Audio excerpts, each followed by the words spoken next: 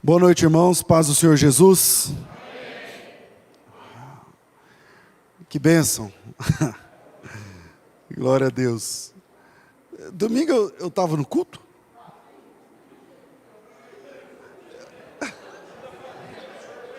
Eu preguei então. Preguei. Que dia que eu faltei? Quinta passada, tá certo. Quinta passada. Oh, meu Deus.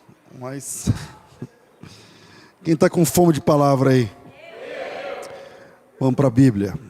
João capítulo 12. Abra a Bíblia e deixa aberta. João capítulo 12.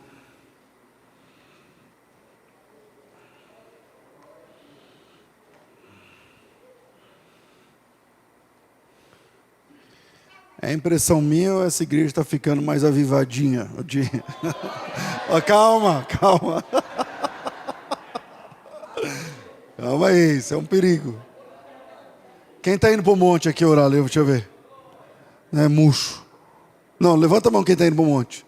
Só isso aí? Está murcho. Entendi. Você vai no monte também? Cadê a mão levantada? Eu vou aparecer lá a qualquer hora. Para mim é mais difícil, né? Eu tenho que viajar para vir. Meu Deus. Mas se Deus quiser, Deus vai preparar. Vamos ao Evangelho. João capítulo 12. Diz assim o texto. 6 dias antes da Páscoa, foi Jesus para Betânia, onde estava Lázaro, a quem ele ressuscitara de entre os mortos. Deram-lhe, pois, uma ceia. Marta servia, sendo Lázaro um dos que estavam com ele à mesa. Então Maria, tomando uma libra de bálsamo, de nardo puro, muito precioso, ungiu os pés de Jesus e os enxugou com os seus cabelos. E encheu-se toda a casa com o perfume do bálsamo. Mas Judas Iscariotes, um dos seus discípulos, o que estava para traí-lo, disse: por que não se vendeu este perfume por 300 denários e não se deu aos pobres? Isso disse ele, não porque tivesse cuidado dos pobres, mas porque era ladrão. E tendo a bolsa, tirava o que nela era lançado. Jesus, entretanto, disse: deixai-a, que ela guarde isso para o dia em que me embalsamarem, porque os pobres sempre os tendes convosco, mas a mim nem sempre me tendes. Amém. Meus irmãos, na cultura ocidental, essa que nós vivemos, o termo Cristo, ele não é um termo, como é que eu vou dizer, conhecido na essência. Na verdade, muitos irmãos acham que Cristo é o sobrenome de Jesus. Como é que é teu nome? Jesus. Não, mas Jesus do quê? Jesus Cristo. Só que Cristo não é o sobrenome de Jesus. Alguém já achou que o Cristo é o sobrenome de Jesus? Levanta a mão. Tem alguns. O termo Cristo se tornou parte integrante do nome do Salvador. Mas o termo Cristo não é um sobrenome. O Novo Testamento é grego e o Antigo Testamento é hebraico. Cristo, em grego, Christos, significa ungido. Assim como no Antigo Testamento, ungido é a palavra Mashiach. Mashiach, que a gente traduz por Messias. Então, o termo Messias no Antigo Testamento tem a mesma função do termo Cristo no Novo Testamento. Então, tanto Messias quanto Cristo significa ungido. Obrigado, Heraldo. Então, Messias, Cristo e ungido, em português, são formas diferentes de se referir a Jesus, chamando-o de Jesus o ungido. O ungido. E para a gente aprofundar um pouquinho essa questão, o que significa unção? O que significa unção? Na cabeça do crente pentecostal, unção significa barulho, ficar não sei o que, dando glória a Deus alto, não sei o que e tal. Não tem nada a ver com unção. Na Bíblia, olha a capa da sua Bíblia aí. Se tiver escrito Bíblia Sagrada, na Bíblia, unção tem a ver com distinção. Vamos tentar entender. Ungidos eram aquelas pessoas que se distinguiam dos demais para uma função. Basicamente, profetas, sacerdotes e reis.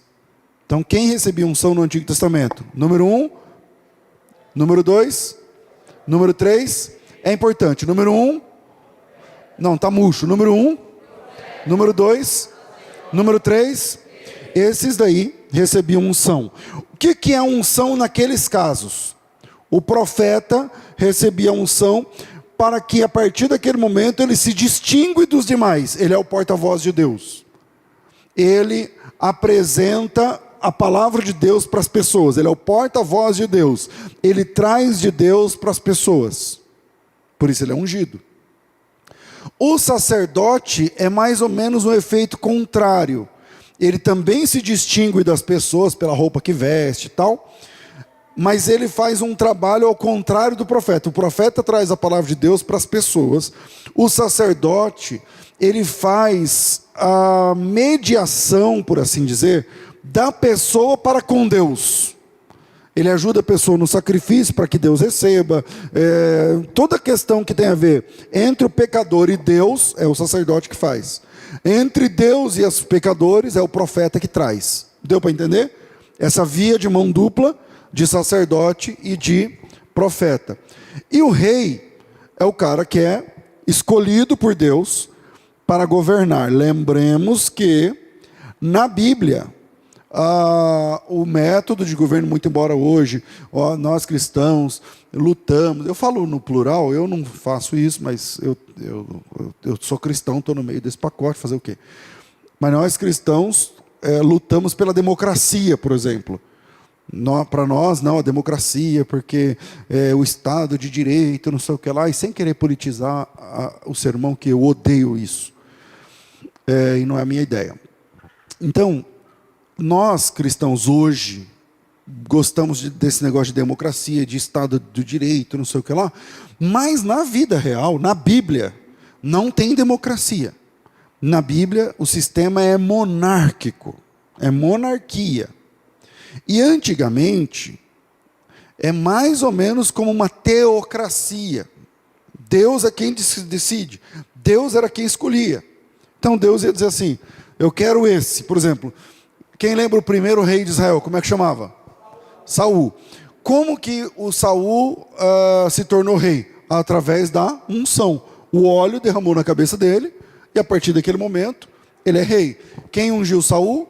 Samuel. Então Samuel, que tinha um ministério tríplice, ele era sacerdote, ele era meio que profeta, e ele desenvolvia, não era chamado de rei, nunca foi chamado de rei, é verdade, mas ele era o grande líder da nação. Então ele unge a cabeça do Saul. Esse mesmo Samuel unge a cabeça do Davi. Então quando essas pessoas tinham a cabeça ungida, o óleo derramando na cabeça, quando eles tinham essa unção, então eles eram os escolhidos. Ungido significa escolhido, distinguido. Essa palavra ficou meio fora do português aí. Distinto seria melhorando o português. Aquele que está distinto dos demais. O escolhido, aquele que foi... Ele não está junto com o grupo, ele está separado. Ele está separado. Fala separado. Por quê? Porque unção significa essa distinção. Você é o escolhido. Logo, ser ungido significa ser separado para um projeto. separado para uma missão, separado para uma função. E essa palavra separado é uma outra palavra que tem a ver com santidade. O que significa santo no dicionário? Santo significa separado. Santo significa separado para um propósito. Então, quando a Bíblia fala sobre santidade, não está falando sobre perfeição. Na nossa cabeça, santo é aquele que é perfeito. Mas santidade e perfeição são coisas estanques.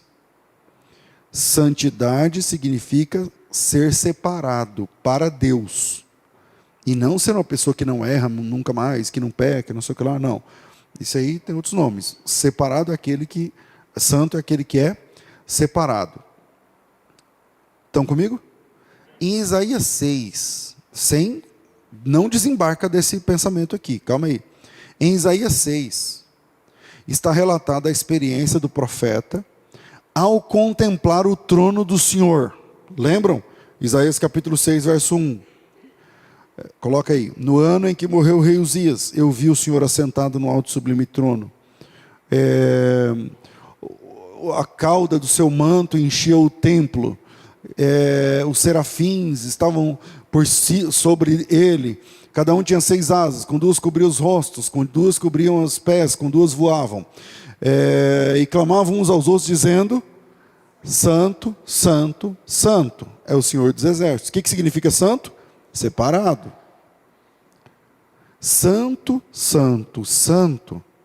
Então Isaías 6 tem a experiência do profeta, quando ele contempla o trono de Deus, e naquele trono, assentado naquele trono, está aquele que é aclamado 3 vezes com o termo santo. Santo, Santo, Santo. Santo significa separado. Ungido significa também aquele que é separado para uma função, aquele que se distingue dos demais. O escolhido, o ungido. E em João capítulo 12, versículo 41, existe uma revelação, que é a compreensão máxima, o sensus plenior, do que aconteceu lá em Isaías 6. Porque lá em João 12 está dizendo que o que aconteceu em Isaías 6, o que Isaías viu lá no trono, era Cristo. Isaías viu Cristo, Isaías viu Jesus. Aonde está escrito isso? Em João 12, 41. Isto disse Isaías. Para a gente ter o isto, precisamos ler versículos anteriores. Então, por exemplo, versículo 38, por exemplo. Para que se cumprisse a palavra do profeta Isaías, que diz: Senhor, quem dará crédito à nossa pregação? Isso aí é Isaías 6. A quem foi revelado o braço do Senhor? Segue. E por isso não podiam crer. Então Isaías disse outra vez, segue. Cegou-lhe os olhos, endureceu-lhe o coração, com fim de... Isso aí é Isaías 6. Isso aí, tudo isso aí que está escrito aí é em Isaías 6. Vai, versículo 41. Isaías disse isso lá em Isaías 6. O que o João está dizendo é o seguinte: isso aí está lá registrado em Isaías 6, quando Isaías viu a sua glória. Então esse texto está dizendo que aquele ser assentado no trono, cuja as vestes enchiam o templo, e os serafins ficavam, os serafins, né? Em português, em hebraico é serafim, já é o plural. E os serafins, eles começavam a dizer santo, santo, 3 vezes santo. A Bíblia está dizendo em João 12, que Isaías viu o Cristo. Isaías viu Jesus. Pelo menos é o que diz assim, isso diz Isaías, porque viu a glória dele e falou a seu respeito. Ele está falando de Cristo. E aí, João capítulo 1, versículo 18, eu acho que começa a fechar essa conta. Porque João 1,18 diz assim: ninguém nunca viu Deus. Outra versão: Deus nunca foi visto por alguém, mas o Filho unigênito que está no seio do Pai, esse o revelou. Ou seja, todos os momentos onde alguém no Antigo Testamento diz que viu Deus, é verdade, mas ele está vendo o Filho, porque o Filho é quem revela o Pai. Aliás, foi o que Jesus disse a Tomé. Então, em Isaías 12, em João 12, está dizendo o que Isaías na verdade viu. Quem Isaías viu lá em Isaías 6? Aquele que é 3 vezes santo. Fala assim: santo, santo, santo. Esse que é 3 vezes santo, Isaías viu. Quem Isaías viu? Isaías contemplou aquele que é santo, santo, santo. Isaías viu aquele que é 3 vezes santo. Isaías viu aquele que é ungido, separado e santo. E por que ele é ungido? Porque ele é o Messias, o Cristo. Ele é 3 vezes santo. E porque ele é santo, santo, santo, então Jesus foi ungido na sua vida 3 vezes. No ministério de Jesus, houveram 3 ocasiões onde o óleo desceu sobre ele, onde ele foi ungido. Porque se ele é chamado de santo, santo, santo, então ele foi separado no seu ministério 3 vezes. E é interessante que, vamos lá, pastor, como assim? Não sabia disso, como que é isso? Bom, vamos lá. O ministério de Jesus foi um ministério meteórico, foi um ministério muito rápido, durou 3 anos e pouco. E durante esses 3 anos e meio, Jesus Cristo teve a experiência de ser ungido 3 vezes. Em 3 situações diferentes. E é interessante que nenhuma dessas unções foram unções realizadas por um sacerdote institucionalizado. Jesus nunca foi ungido por um sumo sacerdote local. Há uma boa discussão sobre o batismo de Jesus, porque tem aí a questão de João Batista ter sido o verdadeiro sumo sacerdote, tal, a gente já falou sobre isso outras vezes, mas eu estou falando de óleo descendo sobre a cabeça de Jesus. O óleo descendo sobre a cabeça de Jesus. Nesse estilo, o óleo descendo sobre o corpo de Jesus, isso aconteceu quantas vezes na Bíblia? 3 vezes. Na realidade, como ele não foi ungido por um sacerdote, sumo sacerdote ou coisa que o valha, por isso que eu amo Jesus. É muito. Quanto mais a gente estuda sobre Jesus, mais a gente se apaixona. Porque na realidade, em cada uma dessas vezes, Jesus foi ungido por uma mulher. Que naquele contexto nem valia, entende?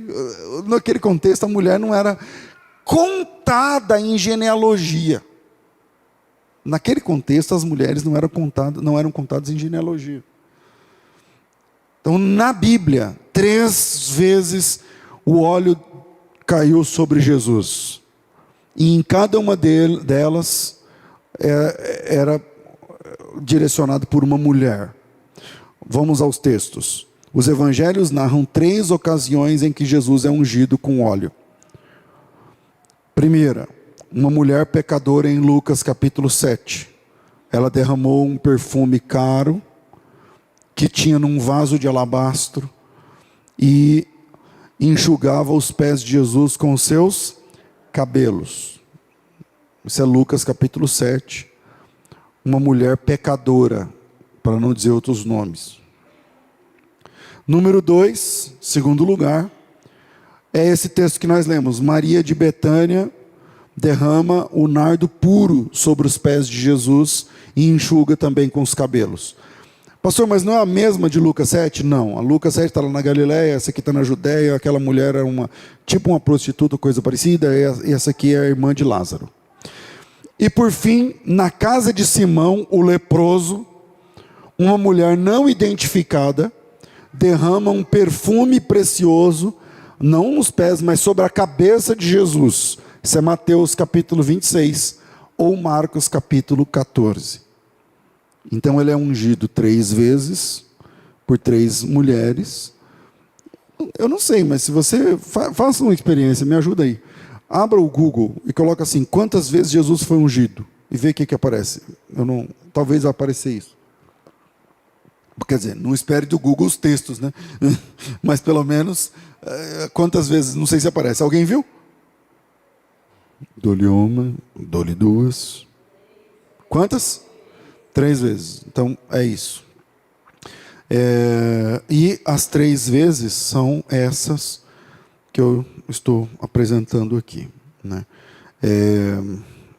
Por isso Jesus, o teu Jesus, o meu Jesus, o nosso Salvador, Ele é santo, santo, santo. Ele é santo, santo, santo. Ele é separado, Ele é separado, Ele é separado. Ele é consagrado, Ele é consagrado, Ele é consagrado. Ele é o Cristo, Ele é o Cristo, Ele é o Cristo. Ele é o Messias, Ele é o Messias, Ele é o Messias. Quem me diz isso? Uma mulher pecadora. Quem me diz isso? Uma discípula estratégica. Quem me diz isso? Uma mulher não identificada na casa de Simão. Isso mostra a mim e a você que o nosso Salvador, Ele é 3 vezes santo. Ele é santo, santo, santo. Ele é o escolhido. Ele é o Mashiach. Ele é o Messias. Messias no Antigo Testamento. Cristo no Novo Testamento. Seja como for, Ele é o ungido, o escolhido de Deus. Aquele que foi enviado para resgatar a humanidade. Que tem um ministério tríplice. Ele é o verdadeiro profeta, Ele é o verdadeiro sacerdote e Ele é o verdadeiro rei. Por isso 3 unções, por isso Ele é santo, santo, santo. Ele é o profeta, Ele é o sacerdote, Ele é o verdadeiro rei. Ele é o rei de Israel, Ele é o profeta. A Bíblia diz lá vamos lá, Hebreus, não temos um sumo sacerdote que não pode se compadecer. O nosso sumo sacerdote se compadece de nós. Ele é o grande sumo sacerdote sobre a casa de Deus. Ele é sacerdote, Ele é profeta e Ele é rei. Por isso Ele é santo, Ele é santo e Ele é santo. E aí, saindo dessa introdução, por que Jesus é Messias, porque Ele é Cristo, porque Ele é ungido e tal, eu queria deixar 3 pontos para a gente pensar nesse texto, se a gente conseguir. Primeiro, é que nessa mesa de João capítulo 12, que é o nosso texto base, eu disse, abra a Bíblia e deixa a Bíblia aberta, em João capítulo 12. Em João capítulo 12, aqui. Em João capítulo 12, tem o momento onde Jesus é ungido por Maria, a irmã de Lázaro. Vamos lá? 6 dias depois da Páscoa, Jesus foi para Betânia, onde estava Lázaro. A Páscoa é domingo, 6 dias antes da Páscoa é tipo terça, mais ou menos. Terça, né? Porque domingo, sábado, sexta, quinta, quarta, terça. 5 dias antes da Páscoa é terça. E aí, na noite de terça-feira, Jesus vai ser preso quinta à noite. Então falta 48 horas para sua prisão. Ninguém sabia. Ninguém sabia. E aí ele vai jantar em Betânia. E onde estava Lázaro? E aí, aqui não fala que a casa era do Lázaro. Pode ser que sim, pode ser que não, tal. Seja como for, Jesus está ali entre amigos naquela noite. Na semana onde Jesus era procurado, na semana onde Jesus era odiado, na última semana de Jesus, a última semana de Jesus é a semana da paixão. A semana onde Jesus foi caçado, onde Jesus foi... A morte de Cristo foi organizada, esquematizada, enfim. E naquela noite, ele está sentado entre amigos. Sentado entre amigos, por exemplo, ele tinha feito a entrada triunfal, se isso é uma terça, anteontem, alguma coisa assim. Ontem teria sido segunda, domingo de manhã foi a entrada triunfal. E depois da entrada triunfal, a ampulheta da última semana se vira e só tem, quando terminar o último grão de areia, acabou, ele está morto. E aí, nessa semana, a semana do ódio contra Cristo, a semana onde Jesus é caçado, onde os planos são feitos, os ensaios acontecem, Jesus está sentado entre amigos numa casa. Isso é muito interessante porque é a questão do risco. Qual é o risco de convidar Jesus para jantar na sua casa naquela última semana? O risco é alto. É altíssimo, na verdade. É altíssimo, na verdade. Qualquer outro dia, qualquer outra semana, qualquer outro mês era diferente. Mas aquela semana, os planos para trair Jesus, para matar Jesus, estavam sendo costurados. e levar Jesus para casa, convidar Jesus para casa para um jantar, é colocar o pescoço na guilhotina. E aí o primeiro ponto que eu, lendo esse texto, eu já disse outra vez, é que na presença de Jesus todos nós somos ex alguma coisa. Quando Jesus entra no circuito, todo mundo vira ex. Todos vocês aqui são ex alguma coisa. Cara, você pode ser ex, sei lá, idólatra, prostituto, bêbado, boca suja, sei lá, cara, viciado, ex qualquer coisa. Na mesa de Jesus, todo mundo é ex. Veja como se compõe essa mesa. Capítulo 12, versículo 1. 6 dias depois da Páscoa, Jesus foi para Betânia, onde estava Lázaro, quem ressuscitara dos mortos. Deram uma ceia. Marta servia, sendo Lázaro um dos que estavam com ele à mesa. Vamos lá. Outro texto vai mostrar a casa de Simão, que era chamado na Bíblia de Simão o leproso.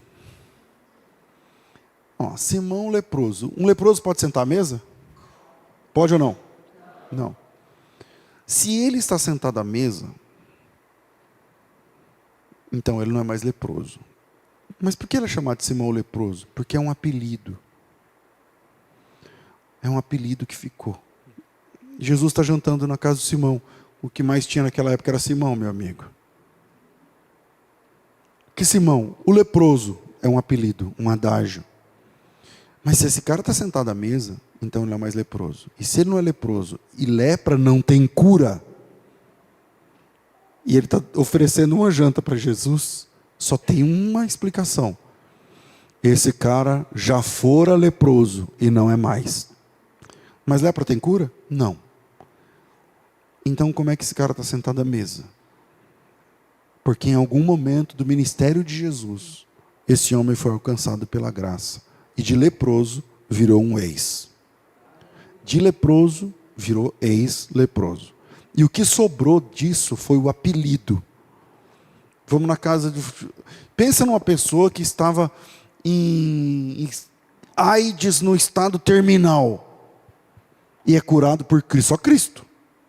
E é curado por Cristo. E tem um monte de gente com o mesmo nome. Vão na casa de quem? O cara lá, que era o aidético. Mas só, entendi, eu já sei quem é agora.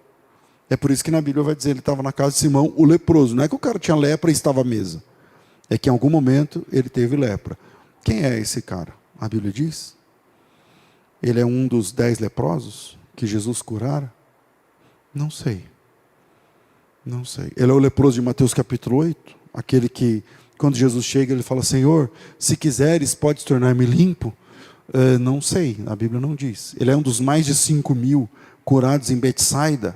Não sei, a Bíblia não diz. Mas eu sei de uma coisa. Esse cara era leproso antes de conhecer Jesus. E no dia que Jesus entrou na vida dele, ele deixou de ser leproso.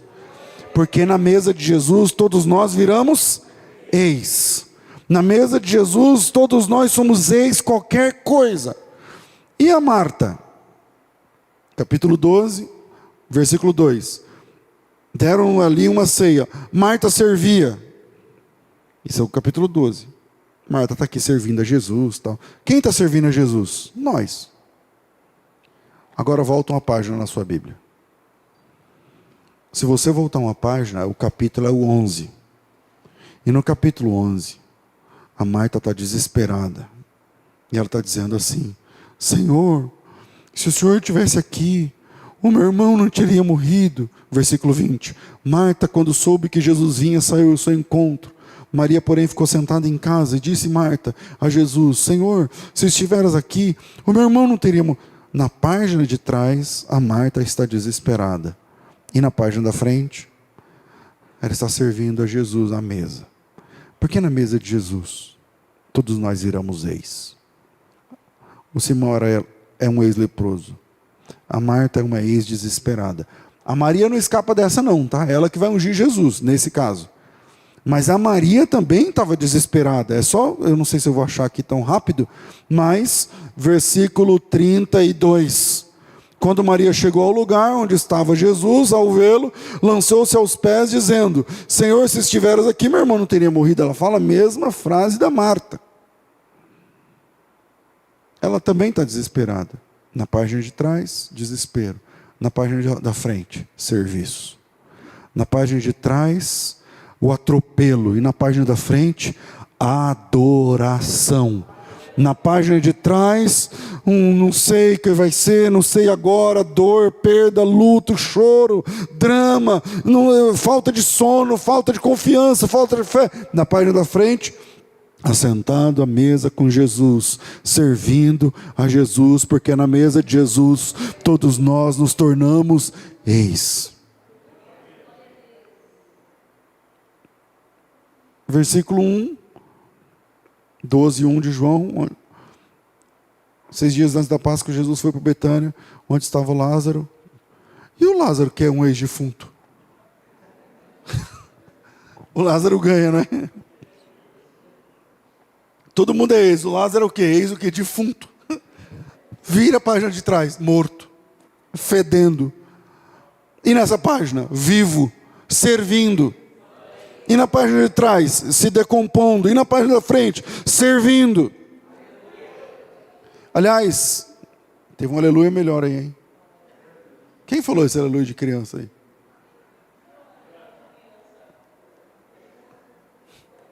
É dali, ó. Ah, meu Deus. Ela ganhou de todo mundo, tá? Cala a boca. Eu não lembro o que eu estava falando. O Lázaro, ex-defunto. Não é verdade? Mesmo assim eu não lembrei mais. Que na mesa de Jesus todo mundo é ex alguma coisa. Está aí o Lázaro para provar. E não somente o Lázaro. Todos nós temos uma historinha de ex para contar. E isso se chama testemunho. E isso se chama testemunho. Cada pessoa que foi encontrada por Cristo tem um testemunho de ex alguma coisa para contar. Falando nisso, lembrei o texto que eu ia falar, que é Efésios capítulo 2. Eu estava dizendo que o Lázaro era ex-defunto, e a Bíblia diz que era isso que a gente era. Efésios 2 diz assim, versículo 1: Ele nos deu vida, Ele vos deu vida, estando vós mortos nos vossos delitos e pecados. Você também era um defunto, nos quais andastes outrora, segundo o curso desse mundo, segundo o príncipe que agora opera nos filhos da impiedade, segundo o príncipe das potestades do ar. Versículo 3, entre os quais todos nós andávamos outrora, segundo as inclinações da carne, fazendo a vontade da carne, éramos por natureza filhos da ira, como os demais também. Mas Deus, sendo riquíssimo em misericórdia, mas Deus que é riquíssimo em misericórdia, pelo seu muito amor com que nos amou, estando nós mortos nos nossos delitos e pecados, nos deu vida juntamente com Cristo. Cristo é ungido, nos deu vida juntamente com aquele que é santo, santo, santo, ungido, ungido, ungido, separado, separado, separado. Ele nos deu vida, e por causa dele, você também é ex-defunto. Porque nós estávamos mortos nos nossos delitos e nos nossos pecados. Amém? Segundo, páginas diferentes, histórias diferentes. Páginas diferentes, histórias diferentes. A gente precisa aprender esse princípio na Bíblia. Na página de trás, a Marta está desesperada, isso é João 11. A Maria está desesperada, também não escapa, e o Lázaro está morto. Mas na página da frente, veja, a Bíblia não é... Eu sei que a Bíblia não está escrita em ordem cronológica, é verdade. Mas o capítulo 12, o capítulo 11 e o capítulo 12 de João estão organizados cronologicamente. Primeiro o Lázaro está morto, depois o Lázaro está vivo, não é o contrário. Não, pastor, é que primeiro ele viveu, tá? E depois que ele morreu. Primeiro aconteceu o capítulo 12 e depois aconteceu o capítulo... Não. O capítulo 12, a forma como o capítulo 12 começa é importante. 6 dias depois da Páscoa, foi Jesus a Betânia, onde estava Lázaro, a quem ele ressuscitara de entre os mortos. Na página de trás, o Lázaro estava morto. E na página da frente, o Lázaro está vivo e servindo a Jesus à mesa. Páginas diferentes, histórias diferentes. A gente tem que aprender esse princípio. A Bíblia diz lá em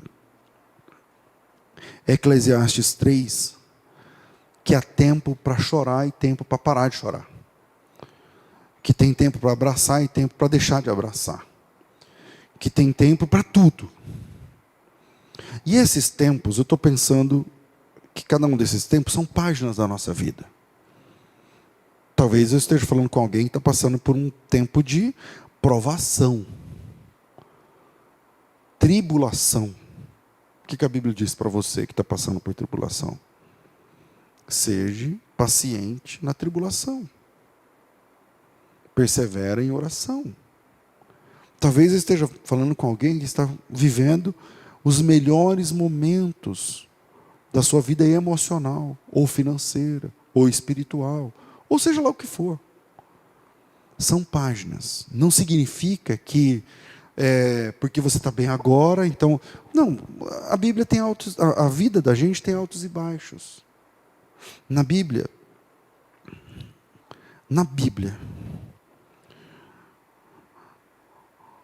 o Elias pediu a morte. Na Bíblia,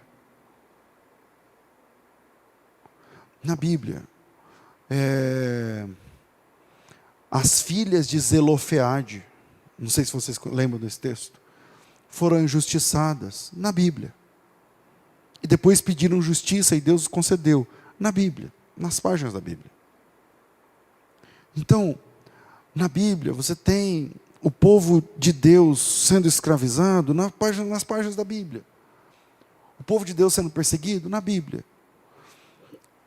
Ou seja, a vida nos apresenta, por vezes, momentos de bênção, momentos de provação. A sabedoria descrita lá em Eclesiastes na bênção ou na provação, sirva a Deus. De tudo quanto se deve guardar, guarde o teu coração, diz os Salmos, o provérbio, porque dele procede as saídas da vida. O pregador lá em Eclesiastes capítulo 12, ele fala assim, olha, o fim de todas as coisas é o seguinte, teme a Deus e guarde seus mandamentos, porque esse é o dever de todo homem. A vida vai ter momentos bons, alegres, momentos ruins e difíceis.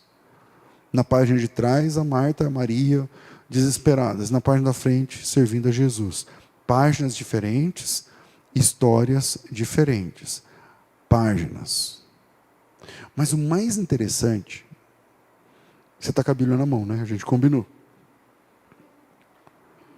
Se você serve a Deus, eu não sei, eu não tenho a mínima noção do que está passando. Eu não sei qual foi a sua última lágrima. E o que ela significa para você. Qual foi a sua última dor, se ela foi física ou emocional. Eu não tenho essa noção. Graças a Deus eu não tenho. Mas se a sua Bíblia está na sua mão, você sabe a última página da história. Quando você não tiver consolo, abra a Bíblia na última página e veja como tudo vai terminar. E a Bíblia diz que tudo vai terminar de um jeito em que Deus enxugará dos nossos olhos todas as nossas lágrimas.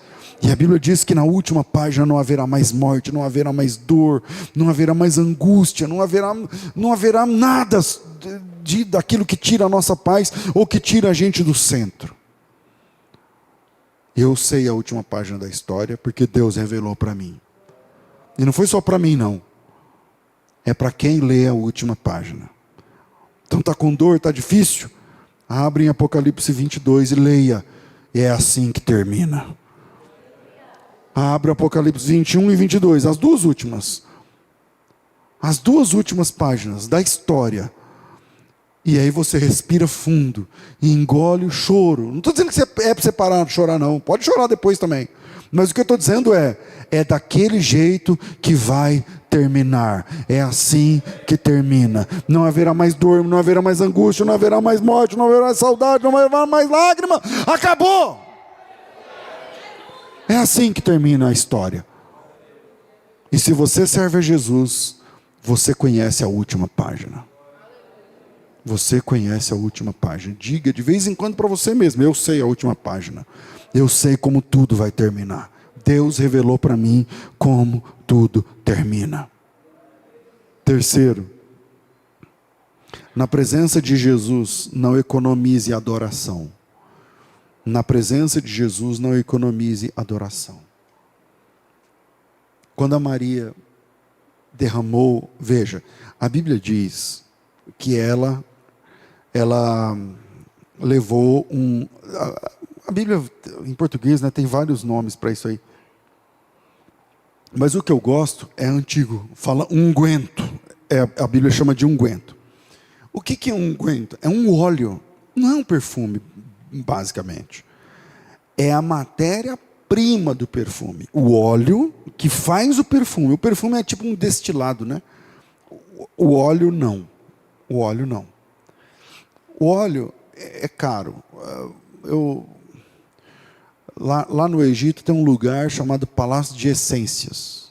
Eles vendem e exportam para o mundo os óleos dos perfumes.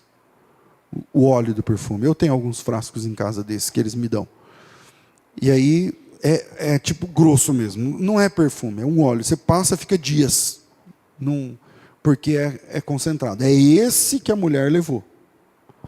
É por isso que o Judas falou assim: ó, isso aí se venderia fácil por 300 dinheiros, 300 denários. Para efeito de câmbio, um denário é a diária de um trabalhador, né? Então, vezes 300, nós estamos falando de um ano de trabalho aí de alguém. Mas, essa conta é interessante. A Maria fez essa conta? Não. Jesus fez essa conta? Não. Quem fez essa conta? O Judas.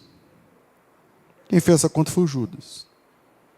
O Judas sabe o valor da oferta dos outros. O Judas é o cara que fica contando o que os outros fazem. O Judas é o cara que fica prestando atenção e chamando a atenção da adoração das outras pessoas. Para que tudo isso? Para que tudo isso? Para que tanto? Para que nesse volume? Para que desse jeito? Para que agora? Por que aqui? Porque quem faz isso é o Judas. O Judas fez a conta rápido. A Maria não contou. Por quê? Porque para ela não importa. Para ela não importa. Ela encontrou Jesus. E quando ela encontrou Jesus, nada mais importa. Quando você encontrou, duas das parábolas do recurso parabólico de Jesus tem a ver com a pérola e o tesouro escondido num campo. São parábolas vizinhas. Na minha cabeça aqui está lá perto de Mateus 13, 40 e poucos, alguma coisa assim, eu não sei. Eu não lembrei disso quando eu estava escrevendo essa pregação. Mas lá está dizendo assim: o reino dos céus é semelhante a um homem que procura boas pérolas. Eu não sei esse texto, é Mateus 13, não vou lembrar, 42, por aí, eu não sei. E aí, quando ele encontra aquela pérola, uma pérola de grande valor, ele vende tudo que ele tinha e compra a pérola. Veja, o cara é um negociante do ramo de pérolas. Apareceu? 13:44, desculpa, eu falei errado, né? Também o reino dos céus é semelhante a um tesouro escondido num campo. Esse aqui é o outro, é o do tesouro. Tem o da pérola? É o próximo, não é? Então, o reino dos céus é semelhante a um homem negociante que busca boas pérolas. Segura. O cara é negociante, ele busca boas pérolas. Esse cara entende de pérola ou não? Ele entende de pérola. É aquele cara que tem aquele monóculo, sabe? Que coloca assim no olho e fica... essa aqui, isso aqui. É esse cara. É esse cara. Ele manja de pérola. Segue. E encontrando uma pérola de grande valor, ele vendeu tudo quanto tinha e comprou a pérola. Isso que explode a minha cabeça lendo o Evangelho. O cara manja de pérola, aí ele encontra uma pérola, que quando ele olha para ela, tudo perde o sentido. Ele vai dar tudo que ele tem para ter essa pérola com ele. Eu não vou viver sem essa pérola.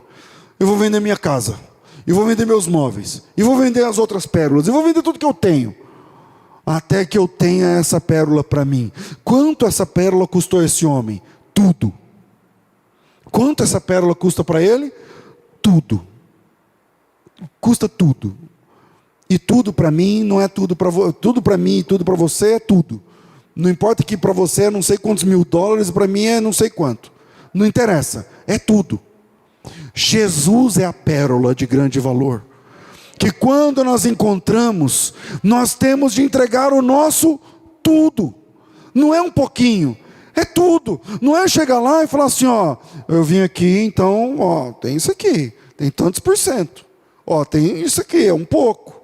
É um pouco aqui, é um pouco de louvor, é um pouco de adoração, um pouco de fidelidade, é um pouco de coerência, é um pouco de libertação, é um pouco disso, é uma pitada, não, é tudo. Não economize. Na presença de Jesus, não economize.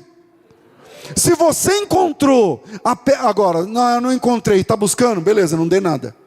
Não dê nada. Você não encontrou, não dê nada.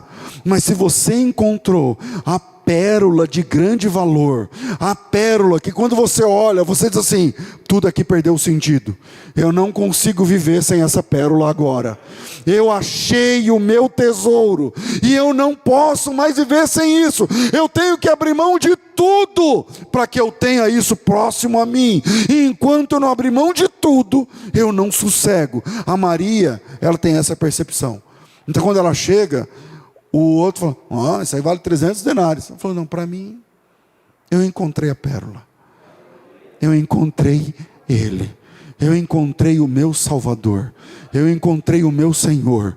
E nada mais faz sentido na minha vida.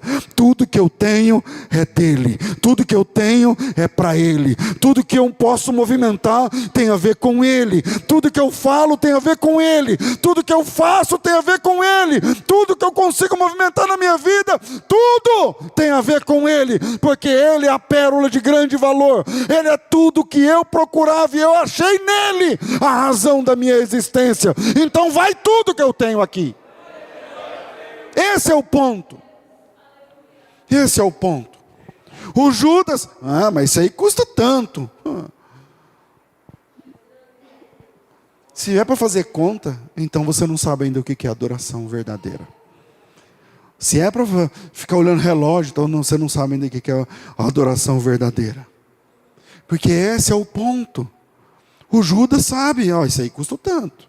Isso aí não sei o quê. Isso aí, nossa, e tal. Por que tanto? Por que desse jeito? Por que tanto compromisso? Eu vou dizer uma coisa. Eu não ouvi essa pregação antes. Não estou copiando a pregação de ninguém. Não, nada contra também, tá? Podem copiar depois, tá tudo bem. O que eu estou falando é o seguinte, ó. Eu sou um cara que me converti no meio da vida. Eu não era de igreja, eu era de atabaque, de centro. Quando eu encontrei Cristo, eu ouvi da minha mãe, eu ouvi do meu pai, eu ouvi da minha avó, eu ouvi dos meus irmãos, eu ouvi de todo mundo. Esse cara ficou louco. Esse cara ficou louco. Aí na hora eu ficava chateado, né? A minha avó, ela faleceu esse ano. Esse ano? Esse ano. Não, foi esse ano. Acho que foi em fevereiro. E a minha avó morreu macumbeira. Essa minha avó. Tinha duas vós. Uma vocês conheceram, que era crente. As duas faleceram já. E uma foi esse ano. E a minha avó, essa que eu falei, mãe da minha mãe. Quando eu me converti, Eu demorei para voltar na casa dela, porque lá tinha, bem, enfim. Aí, o dia que eu apareci lá, ela falou assim, é verdade que você é crente? Eu falei, sou, é verdade. E ela falou assim, eu preferia ver você morto do que numa igreja de crente. E eu falei, não, mãe, então eu morri mesmo. Eu já morri. Então a senhora está vendo já. Aí eu fiquei meio assim, fui embora meio mal, tal, não sei o quê, mas depois eu falei, é velha, está tudo bem, velho tem crédito. Deixa o velho falar e está tudo bem. Mas se eu fosse, sabe, na meia boca, no conta-gotas, não sei o quê, um pouquinho só de oração, um pouquinho só de conversão, um pouquinho só de verdade, eu nem ia estar aqui hoje. E você não estaria aprendendo hoje porque que Jesus é santo, santo, santo. Porque que ele é o ungido, o Messias, o consagrado, o Cristo. Por quê? Porque se é no conta-gotas, presta atenção, pega uma coisa dessa pregação, eu vou terminar. Ou você vai com tudo, ou então você não vai. Não dá para... Você não consegue pular um buraco grande com 2 pulos pequenos. Ou você rompe e fala assim, achei a pérola de grande valor. E agora nada mais faz sentido. Eu vou em busca dessa pérola. E aí acabou. E aí a sua vida muda o sentido. E agora você é dele. E você vive para ele. E ele é a razão da sua vida. E a sua vida não faz mais sentido sem ele. Ou então você vira um cara de igreja, que vem na igreja de vez em quando, tal, e ouve uma palavra aqui, ali, depois cai de novo, levanta, cai de novo. Até você ouvir uma palavra como essa e falar assim, é verdade, eu tenho que romper com tudo e abraçar a pérola de grande valor. E só para fechar, para quem fica contando, né? Mas isso aí vale tanto, isso aqui e tal.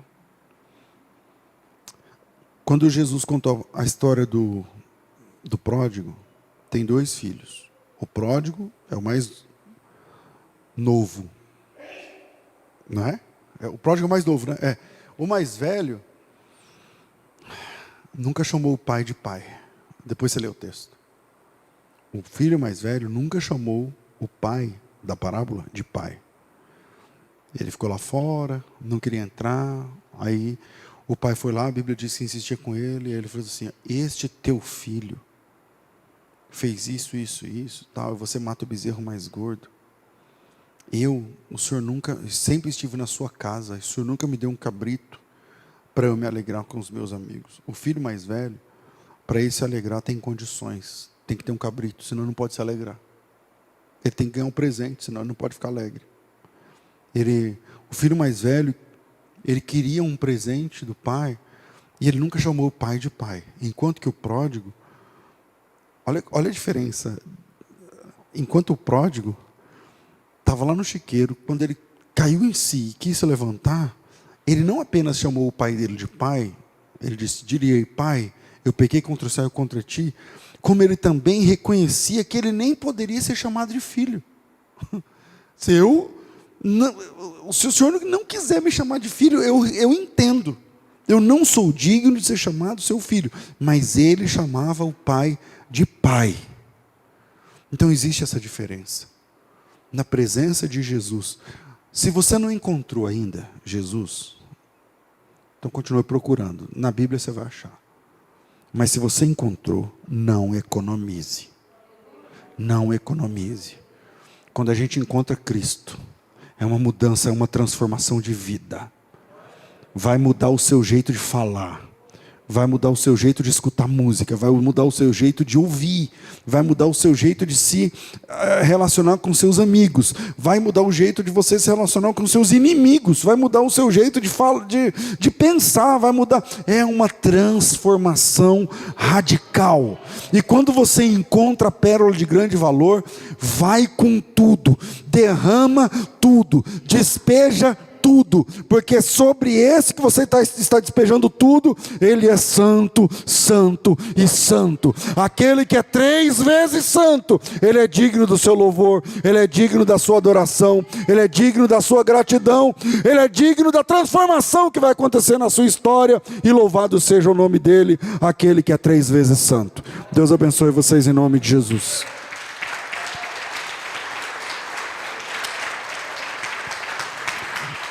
Aleluia, glória a Deus. Vamos ficar de pé, meus irmãos. Senhor, em nome de Jesus, nós levantamos mais uma vez o altar da oração neste dia que o Senhor nos concede. Teu nome é santo, santo e santo. Obrigado, Pai, por essa palavra de ensino e pela tua direção. Agora, no momento do ofertório, dirija a mim e aos meus irmãos para ofertarmos no teu reino, para que essas portas continuem abertas e o teu nome continue sendo glorificado em outras noites como é nessa. Em nome do Senhor Jesus Cristo, assim oramos agradecidos. Amém. Amém.